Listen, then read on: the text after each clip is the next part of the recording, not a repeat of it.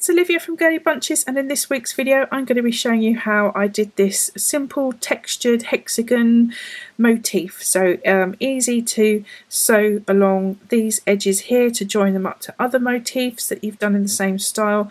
It gives an awesome texture. If I just hold it up to the side there, mind my ends, I haven't sewn them in yet.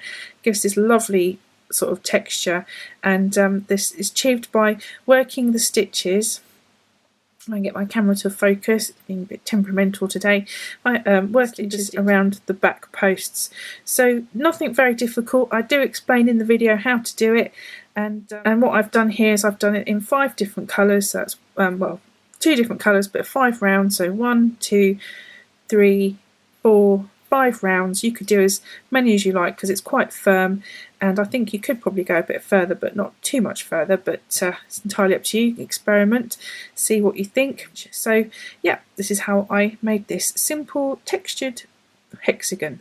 So we're going to start with a magic loop, and to do that, if you haven't seen my in-depth video on how to do a magic loop, all you do is you wrap the yarn around your finger twice. So it's once, twice, and you just put your hook underneath the 2 loops, and you take the loop that's nearest your knuckle and put it underneath the one that's near your fingernail, and then you just do a slip stitch to secure that, and then you just take all of that off your finger, and that's your magic loop. So now you can work the rest of your stitches into that loop, and at the end you just pull this tail end, and that pulls up the loop nice and firm around your stitches. So now we need to do 3 chains, and that's going to replace our first treble. So I am British and I know that as a treble, but you may know that as a double crochet. It's exactly the same thing. It just depends on what side of the world you learnt to crochet and what stitches that you're familiar with. So there's my first treble, and I'm going to do another treble into that loop. And then I'm going to chain 1, and I'm going to do 2 trebles and a chain,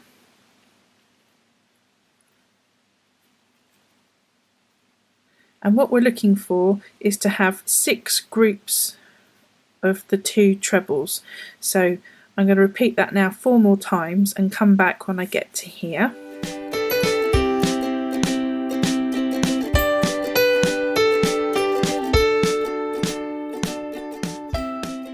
Just doing the last 2 trebles and then a chain, and then I'm going to slip stitch into that top of that 3rd chain that I did at the start.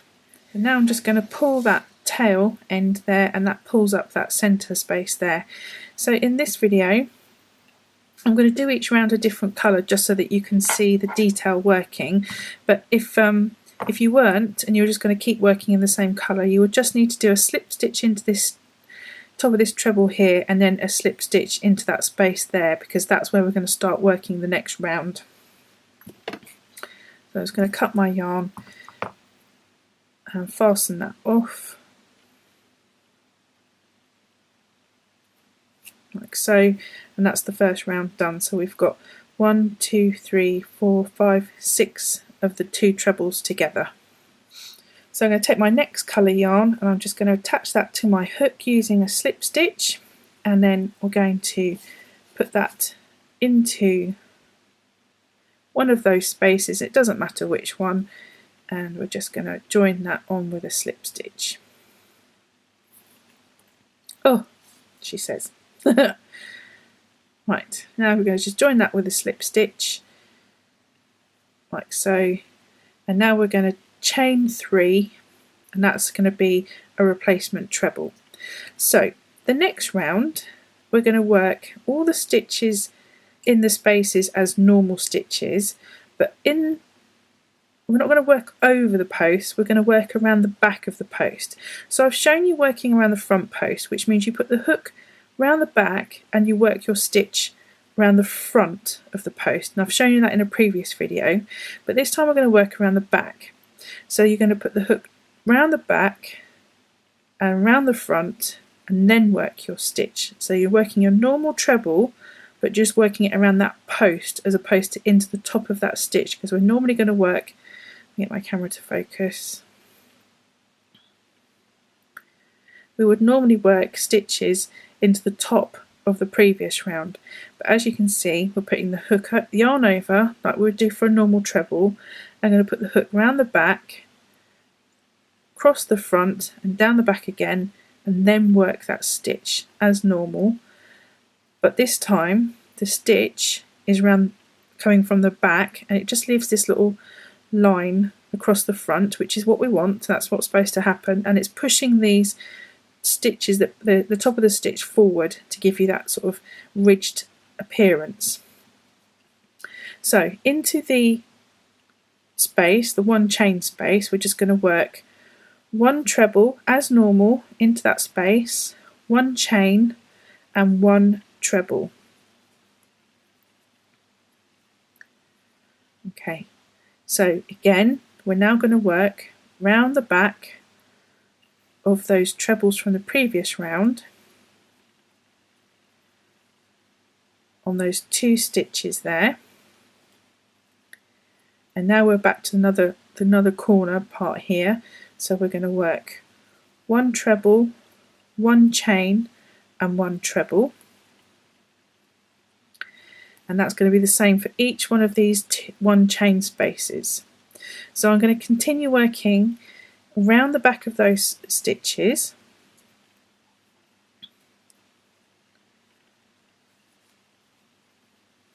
and into the corner spaces, doing one treble, one chain and one treble. So I'm going to come back when I get back to here and show you how to finish off that round. So I've gone all the way around now, and I just need to finish off by doing one treble and then one chain and slip stitching into that third chain that we did at the beginning of the round. And I'm just going to fasten off my yarn here so that I can start working my next round in my first colour again. And as you can see, you're getting this lovely detail that pushes the stitches forward, and you get the hint of the colour from the next round, and I really like this appearance. So I'm going to go back to my blue yarn and attach that with the slip stitch onto the hook, and then a slip stitch into one of those corner places, and it doesn't matter which one. So I'm just going to go for the next one along, just do my slip stitch, and then we're going to do 3 chains, and again we're going to work around all of those side stitches now, so those stitches that make up that edge, and work them around the back. So that's the yarn over, round from the back across the front, and work the treble.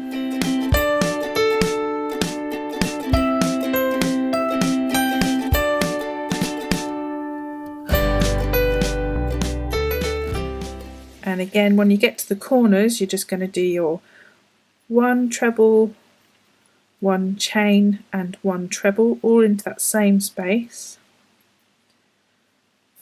and then continue working around the back of the posts in your treble stitch.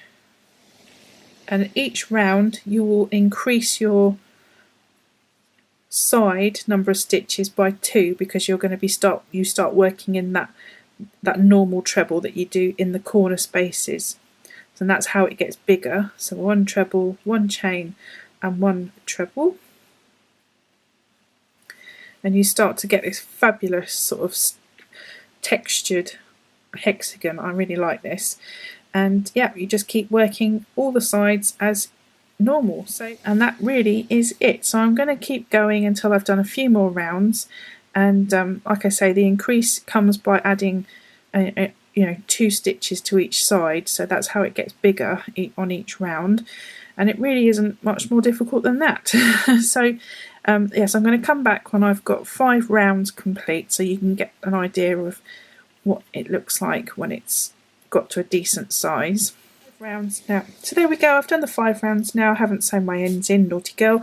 Just thought I'd show you the back though. Mind my ends, don't pay attention to my ends that need to be sewn in. As you can see, it gives a nice smooth sort of flat texture, so you could have it both ways really, just that's quite different, isn't it? Nice sort of smooth texture like that. And yeah, but this side I think is definitely more interesting, especially when you have different colours for each round, and if you're using a variegated yarn that would also look pretty cool, I think. So yeah, just a sort of variation of a simple hexagon, but just working around those the back posts. And if I just show you up close, you kind of get this nice stitch detail here, which I really like. And I like the way that you just do a normal stitch on the corner, and that sort of is a contrasting texture, as it were. So yeah, kind of just changing things up a bit, making things a bit different. I hope you like that. And if you like this tutorial, I'd love a thumbs up. It really does help the channel, and I really appreciate it too. And I love it if you drop a line underneath and say hi and tell me what you think of this. I'd really like to know.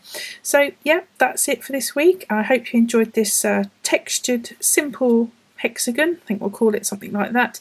And yeah, I'll see you in my next video. Thanks for watching. Bye.